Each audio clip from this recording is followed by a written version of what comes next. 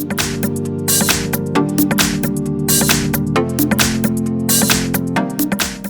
I have MICROMAX Canvas Selfie free, and let me show you how to set up the screen lock on the following device.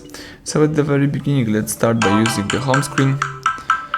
Here you need to find and select the settings. Here I have settings, alright, then you need to scroll down and choose here the security. Here I have security, let's choose screen lock, and now you have to decide either you would like to use voice unlock, pattern, pin or password. Let me use pattern. So let's draw your unlock pattern, tap continue, and let's draw it again just for confirm. Now you should decide either you would like to use show all notification content, hide sensitive one, or don't show notifications at all. Let me show all content, tap done. And that's it. Now all you need to do is simply press power key to lock your device, and to unlock it you should enter your pattern.